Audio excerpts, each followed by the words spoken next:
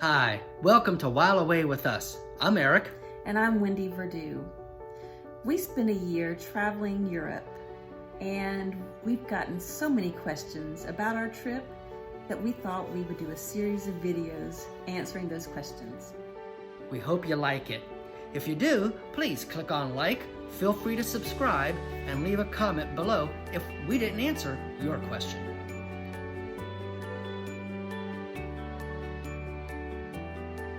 Well, let's get on to the questions. How did you get around from place to place? All public transportation, or did you rent a car?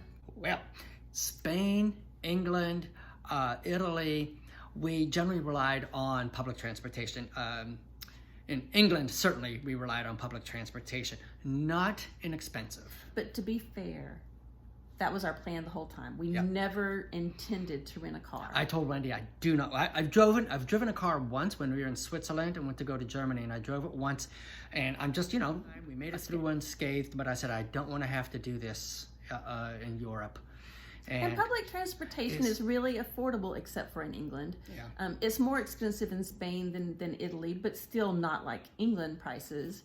But it's just so convenient. Yeah. It goes where you want to go. You get to see what you want to see. You don't have to worry about having a car. And it's always, it's not like riding the subway in a major city in the U.S. where you're kind of like, oh my God, as much as we tried to avoid it. Ultimately, we were in Italy. But do you remember it started because we had a couple of girls we had met in England, who came to visit us, and they had rented a car. So I think that kind of broke the ice. That's a good point, yeah. And they told us they rented the car for $5 a day. When you're like, what? That's impossible. So we checked the local car place, and we got one for, I think the first time was $7. Yeah. And I mean, so let's go for it. Now, you can buy insurance, and that's going to double that price per day or more. It's like $5 to rent the car, $11, and I'm rounding from euros, by the way. About $11, $13 for insurance per day. Yeah. Well, foolhardy or not, we chose not to get the insurance. And so $7 a day, we're zipping around these towns in southern Italy, and what a treat to be able to do that. Well, it expanded our world immensely. What the reason was, we went to some of these mountain areas where there was no public transportation. So, while most of Italy or most of the places we went, you had plenty of opportunity for public transportation, there are some remote places. And of course, you're close by and you hear all about them, and we had to go see them. So fortunately, Eric gave in and decided he would get behind the wheel, which was good because it prepared him for Cyprus. Yeah, so it's Cyprus. Their public transportation's not as good. And they only have bus. Yeah, they only have bus. I mean, it's an island country. You can drive from one end to the other in 4 hours. Yeah. And so the buses are sporadic, and they speak Greek. We don't. And so we decided, and actually we got a car. The first one was for $4 a day. The main problem with that is they drive like the English do on the other side of the road. He did a great job. Oh my God.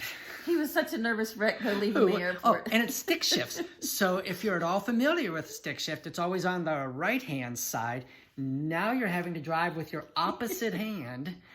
And as the lady who, when we rented the car, said, she goes, well, for your first time, she goes, let me warn you. She goes, you're going to want to shift gears, and you're going to keep smacking your arm into the window because you're on the passenger side, so you go to use your right hand to shift, and I did that. You'd smack your arm into the window thinking the gear stick is there, but it's on the other side. After a week, I have to say, I mean, he was still a little nervous, but he was driving like a pro. It helps that it's not a large populated. It's not England. It's not London. Well, I still wouldn't do that. Off season, so it was pretty dead, but he did a great job. So, I did navigate though, and I'd always remind him about the roundabouts. Make sure you stay to the left. What was your most pleasant experience? As much as work away worked against us in our budget in Spain, our workaway experiences were probably my most pleasant. And not the work itself, but just like your work now, if you go to work, it may not be the work you look forward to, but you get to talk to your coworkers. Well, it's the same thing. We made relationships in all of our workaways, and we keep in touch with almost everybody we came in contact with. So those experiences, those friendships that we made, we wouldn't have made those without Workaway. So for that, I will be eternally grateful that, we did make the decision, even though, like I said, it worked against us in Spain. I will always be grateful that we did do it so that we, have these great friendships. Yeah, and it's funny because I was thinking now as Wendy was talking and images were going into my head. When we were in England in Brockenhurst, there was this store that we would walk by. It sold kebabs and hamburgers and a convenience store. And it was run by some gentleman from Pakistan. And because it was like a block down from our place we were staying at, but between that and work, we passed it every day. And at first, hello, darling. Exactly. At first, we'd walk in to buy a drink or something, and the guy would always say, and before I learned our names, and finally I kept, I'm Eric, that's Wendy, and he told us his name. I'm sorry, now I can't remember. But his brother worked in the selling the hamburgers, so he did the convenience store. His brother worked right across from the register, making hamburgers, and other small items, pizzas and stuff like that. Oh, the best kebabs. The other thing is the same thing in Italy. We met other people who were workaways, and these were generally much younger than us, in their early 20s. And they were from Germany, Italy, the Netherlands, France. And we would work with them for 3 weeks, a month, some 2 months at a time. And when we went to Italy, 2 of these young women that we met in England, who were from Germany, had gone home to Germany. They drove down to visit us in Italy together. And when I saw them, it was like meeting a long-lost young sister. And almost tears in my eyes to see them again, to think that they would come to visit us old people. And they spent a week with us. And we had a great time. Yeah. And to this day, we have correspondence with them. So those are the things that really are touching to me. Yeah. What's your biggest disappointment? Kind of the flip of what I just said. I am so disappointed that we didn't go out of our comfort zone more in non-work environments and meet people. I mean, for me, that was my thought before we ever went. I wanted to live like a local. Well, in living like a local, you meet locals and you interact with them. And while Eric and I would go to pubs or to little outdoor cafes and play cards or, with ourselves, we never did that with anyone else outside of people we met either through Airbnb or Workaway. And I hate that. And it really is, the only reason is, it's not for lack of we wanted to. It was because we didn't put ourselves outside the comfort zone, My biggest disappointment, England was rough just for weather. I mean, and it's a minor thing to say, well, because everybody knows about English weather. Eric talks about the English weather, and to be honest, it really wasn't that bad, except when we first got there. And when he was just talking about that, it reminded me, if there was ever a time I've ever seen Eric depressed or close to it, it was during that time. He was kind of pitiful, he'd be shuffling to work. It was raining. It was cold. We were wearing it's summertime. We were wearing our winter jacket. Summertime. But it was just the first 2 weeks, to be honest.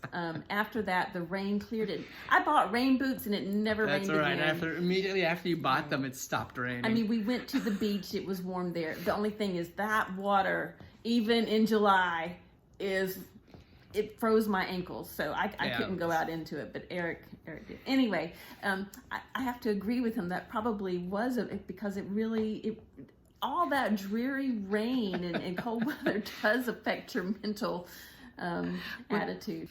What was your average day like, and what did you do? When we did the workaways, there's the getting up, having breakfast with the family or the individual who's hiring us. And always it was an enjoyable experience. But on the vacation aspect of it, we slept in. We allowed ourselves to, not feel pressured to get up at 7 a.m. and go hard charging. Had a leisurely breakfast. That was my job. He did. He cooked our breakfast. Yeah. Everywhere, all the way through our trip, except for when we were at the cottage. Just because, the only reason was because we didn't have access to a stove.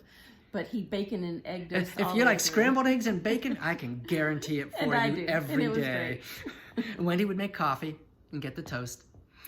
And so we would have breakfast.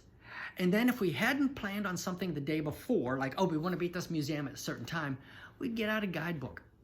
And almost everywhere we went, there was something that you could, like the maps of the town or maps of the country, like in Cyprus. And there might be something on the margin of the map saying, here's some interesting sites. And I would tell Wendy, hey, this guidebook in Valencia says there's a museum tour, or there's a historic building tour, or there's an Art Nouveau tour. And so we would simply get out there and start walking. And again, Google Maps and you're good to go. And the same with Cyprus, driving around the roads.